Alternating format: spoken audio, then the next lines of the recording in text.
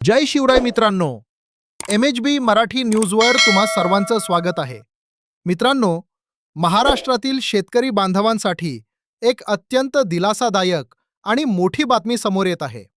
नमो शेतकरी महासन्मान निधी योजनेच्या पुढील हप्त्याबाबत जो तांत्रिक अडथळा होता तो आता दूर झाला आहे. हप्ता कधी जमा होणार आणि राज्य सरकारनं आज कोणता महत्त्वाचा निर्णय घेतला आहे हे आपण सविस्तर पाहणार आहोत. त्यामुळे व्हिडिओ शेवटपर्यंत नक्की पहा. आणि जर तुम्ही आपल्या चॅनलवर पहिल्यांदाच आला असाल तर आत्ताच सबस्क्राईब करा आणि व्हिडिओला लाईक करायला विसरू नका. मित्रांनो, PM किसान योजनेच्या धर्तीवर आपल्या राज्यात नमो शेतकरी महासन्मान निधी योजना प्रभावीपणे राबवली जाते. सध्या अनेक शेतकरी 8व्या आणि 9व्या हप्त्याच्या प्रतीक्षेत आहेत. तर मित्रांनो, या हप्त्यांच्या वितरणाचा मार्ग आता पूर्णपणे मोकळा झाला आहे. नोव्हेंबरपासून निधी वाटपात एक तांत्रिक अडचण येत होती. ती म्हणजे वेगवेगळ्या प्रवर्गांच्या निधीचे वर्गीकरण.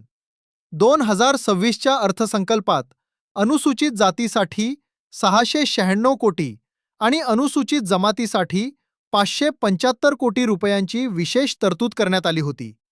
महत्त्वाची अपडेट अशी की 9 मार्च 2026 रोजी राज्य सरकारनं एक मोठा शासन निर्णय GR निर्गमित केला आहे.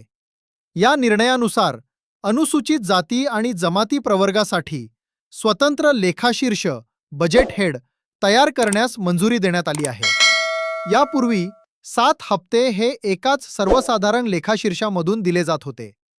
पण आता या नवीन स्वतंत्र हेडमुळे निधी थेट लाभार्थ्यांच्या खात्यात जमा करणे अधिक सोपे आणि जलद होणार आहे. हप्त्याबाबतची स्थिती.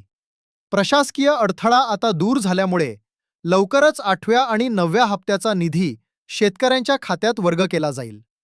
हा हप्ता 13 मार्चला PM किसानच्या 22व्या हप्त्यासोबतच मिळणार का, यावर कृषी विभाग लवकरच अधिकृत शिक्कामोर्तब करेल. मात्र निधी वितरणातील सर्वात मोठा अडसर आता दूर झाला आहे. ही शेतकऱ्यांसाठी मोठी जमेची बाजू आहे. तर मित्रांनो, ही होती नमो शेतकरी योजनेची आजची सर्वात मोठी अपडेट.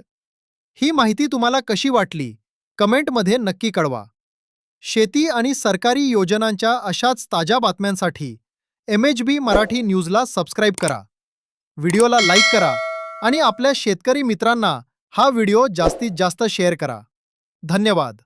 जय हिंद, जय महाराष्ट्र.